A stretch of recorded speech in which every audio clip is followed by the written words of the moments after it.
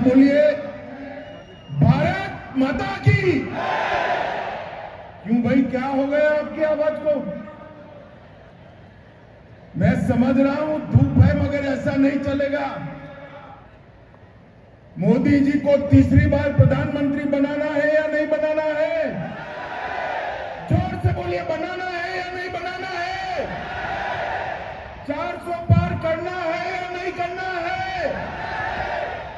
तो मेरे साथ दोनों हाथ उठाइए, उठाइए सभी लोग दोनों हाथ, विजय के संकल्प की मुट्ठी बीजिए और प्रचंड आवाज से बोलिए भारत माता की, भारत माता की। आज के विकसित भारत के संकल्प की सिद्धि के कार्यक्रम में मेरे साथ मंच पर उपस्थित जिन्होंने यूटी को विकास के रास्ते पर ले जाने का काम किया है, ऐसे प्रशासक श्री प्रफुल्ल पटेल जी, भारत सरकार के सम्माननीय गृह सचिव श्रीमान अजय कुमार भल्ला जी, और आज संघ प्रदेश से कोने कोने से आए हुए भाइयों बहनों माताओं और मेरे जिगर के टुकड़े जैसे युवा मित्रों, आप सभी को मेरा नमस्कार प्रणाम।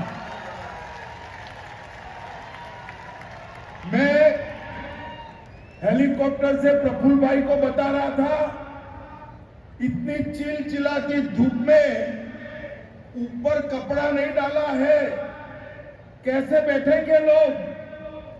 मगर सबसे पहले आपके धैर्य और उत्साह को मैं प्रणाम करना चाहता हूं। इतनी चिलचिलाती धूप में आप बैठे। भाइयों और बहनों, सबसे पहले आज वीर सावरकर की पुण्यतिथि है। इस मौके पर वीर सावरकर को हृदय से प्रणाम करना चाहता हूं। वीर सावरकर जी ने अपना पूरा जीवन भारत को आजाद करने के लिए और आजादी मिलने के बाद भारत को सच्चा रास्ता दिखाने के लिए जिया है। वीर सावरकर जैसे लोग, ऐसे महापुरुष एक सहस्त्र साल में कदाचित एकाध बार जन्म लेते हैं। मैं वीर सावरकर को बार बार प्रणाम कर कर मेरी बात की शुरुआत करना चाहता हूं। भाई और बहनों, आज यहां हमारे प्रफुल्ल पटेल के नेतृत्व में दमन की 10 परियोजना 191 करोड़ रुपए की, दीव की 10 परियोजना 340 करोड़ रुपए की और दादरा नगर और हवेली की 1916 करोड़ की 33 परियोजनाओं का लोकार्पण या भूमि पूजन हो रहा। कुल मिलाकर अनेक प्रकार के काम आज यहां पर हो रहे हैं। इसके साथ साथ विशेषकर माताओं बहनों को बधाई देना चाहता हूं, जिनको घर भी मिला है और गैस का चूल्हा भी मिला है। सभी लोग माताओं बहनों के लिए जोर से एक बार ताली बजाओ जरा। आज उनके लिए बड़ा खुशी का दिन। मित्रों, मैं सारी योजनाओं की डिटेल में नहीं जाना चाहता।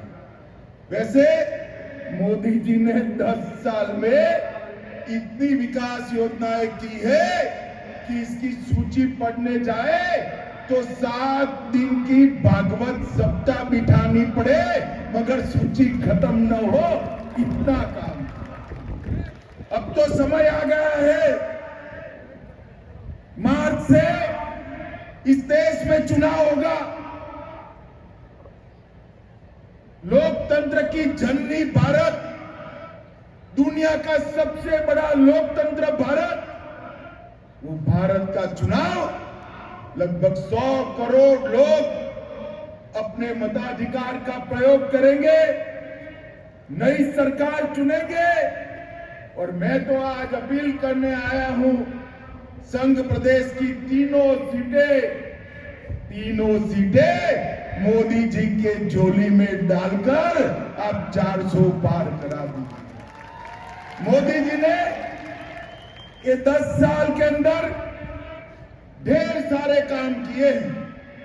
पूरा देश का बच्चा बच्चा जानता है, मोदी की गारंटी का मतलब है 100% काम पूरा होने का वादा। मोदी जी ने 11 करोड़ लोगों को शौचालय देने का काम किया। 11 करोड़ परिवार की माताओं बहनों को सम्मान के साथ जीने का अधिकार दिया। 4 करोड़ लोगों को घर दिया। 13 करोड़ लोगों को गैस का सिलेंडर दिया। 60 करोड़ लोगों को प्रति माह प्रति व्यक्ति 5 किलो अनाज फ्री ऑफ कॉस्ट मुफ्त में देने का काम किया। लगभग 14 करोड़ घरों में पीने का पानी नल से पहुंचाया और 60 करोड़ लोगों को 5 लाख तक का पूरा स्वास्थ्य का खर्चा मुफ्त में देने का काम नरेंद्र मोदी जी ने किया है। 60 करोड़ गरीबों के जीवन में, दलित आदिवासी पिछड़ा समाज के लोगों के जीवन में, गरीबों के जीवन में सुविधाएं भरने का काम नरेंद्र मोदी जी ने किया है।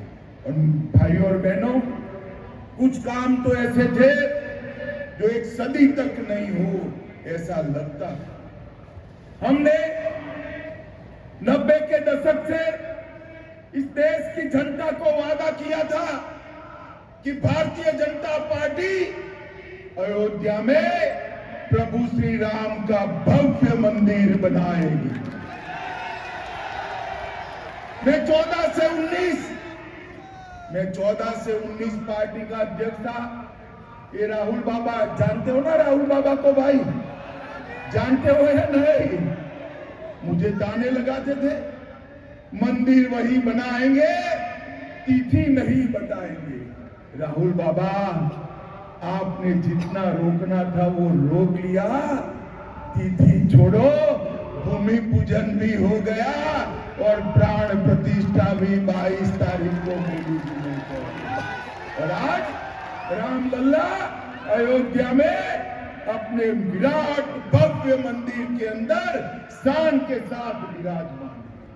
मित्रों, हम 1950 से संघर्ष कर रहे थे कि हम कश्मीर से धारा 370 को समाप्त कर दें। कोई विश्वास नहीं करता, कैसे होगा। हमारे पहले अध्यक्ष डॉक्टर श्यामा प्रसाद मुखर्जी इसी कॉज के लिए, इसी काज के लिए शहीद हो गए। और हम नारा लगाते, जहां हुए बलिदान मुखर्जी वो कश्मीर हमारा है। और मित्रों, 5 अगस्त 2019 के दिन मोदी जी ने धारा 370 से कश्मीर को मुक्त कराकर हमेशा के लिए भारत का हिस्सा बनाने का। मोदी जी ने इस देश में नक्सलवाद, आतंकवाद और उग्रवाद को समाप्ति के कगार पर लाने का काम कर दिया है। मोदी जी ने सेना के जवानों के लिए 1 रैंक 1 पेंशन का वादा भी पूरा किया। और इतनी बड़ी संख्या में माताएं बहनें हैं, मैं उनको कहना चाहता हूं, विधानसभाओं में और संसद में मातृशक्ति के लिए 33% आरक्षण करने का काम भी नरेंद्र मोदी जी ने समाप्त कर दिया। 3 तलाक को समाप्त किया और देश के अंदर युग परिवर्तनकारी कई सारे लोग काम किए। मित्रों, आज हम चुनाव की दहलीज पर खड़े हैं। हमारे सामने 2 विकल्प है, एक और देशभक्ति से ओतप्रोत नरेंद्र मोदी का नेतृत्व और दूसरी ओर 7 परिवारवादी पार्टियों का ये इंडी अलायंस है। इंडी अलायंस आपको तय करना है। देश को दुनिया के 5वें नंबर का अर्थतंत्र बनाने वाले नरेंद्र मोदी का शासन चाहिए या 12 लाख करोड़ के घपले घोटाले भ्रष्टाचार करने वाले इंडी अलायंस का? इन लोगों का मकसद क्या है?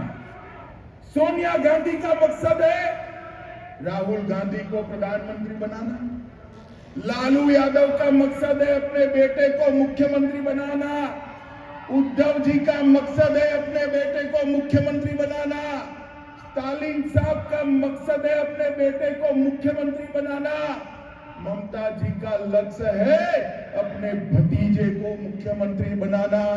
भाई, जो अपने बेटे, भतीजे, भतीजी, दामाद के लिए काम करते हैं वो आपका भला कर सकते हैं क्या? जोर से बोलो, कर सकते हैं क्या? और जोर से बोलो, कर सकते हैं क्या? भारत के गरीब का, भारत की जनता का भला केवल और केवल नरेंद्र मोदी और भारतीय जनता पार्टी कर सकती है और कोई नहीं कर सकता।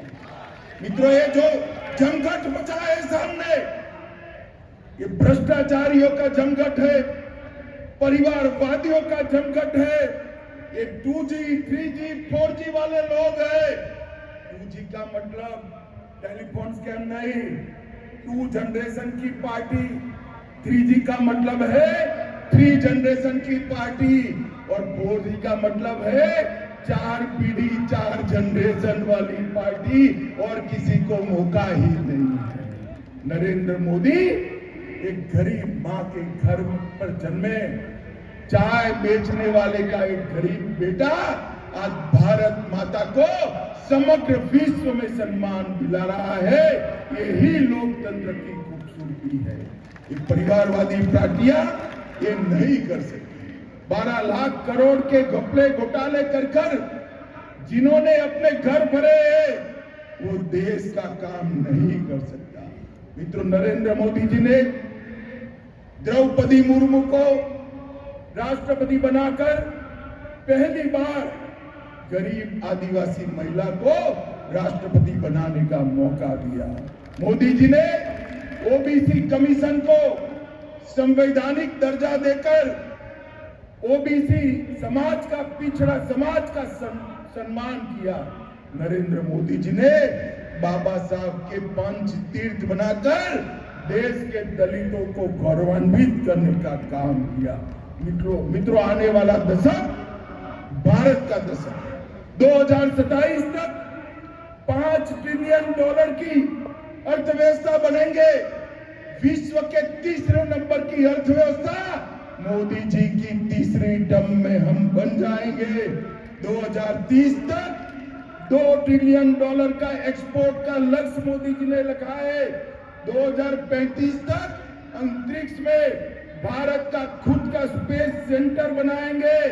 2036 में हम ओलंपिक होस्ट करेंगे और 2040 में चंद्रमा पर एक भारत के मनुष्य को तिरंगे के साथ भेजकर हमारा गौरव बढ़ाएंगे और 2047 में एक संपूर्ण विकसित और आत्मनिर्भर भारत बनाकर भारत माता को विश्व गुरु के स्थान पर हम प्रस्तावित करेंगे। इसके लिए अगले चुनाव में मोदी जी को लाना जरूरी है।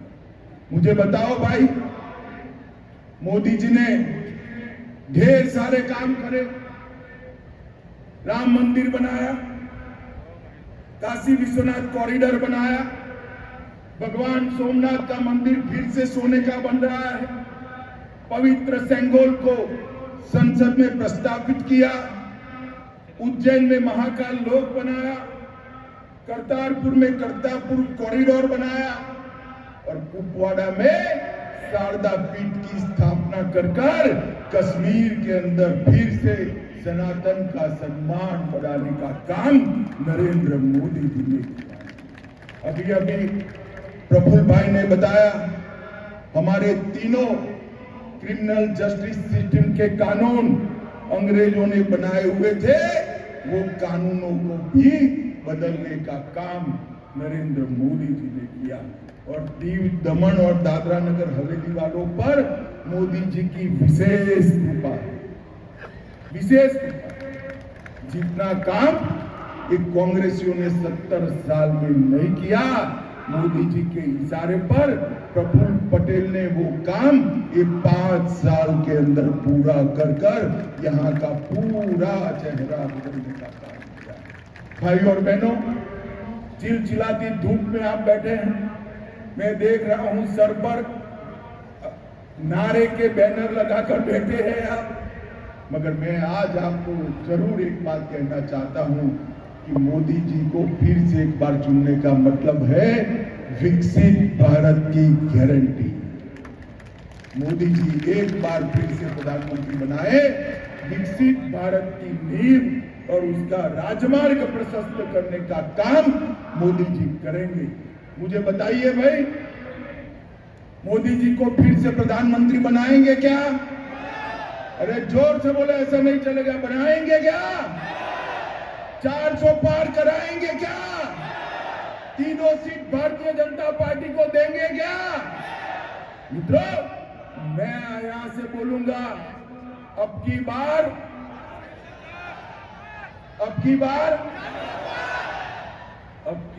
मोदी सरकार। मेरे साथ बोलिएगा, अब की बार, फिर एक बार, फिर एक बार, फिर एक बार। बोलिए भारत माता की, भारत माता की, भारत माता की। वंदे वंदे वंदे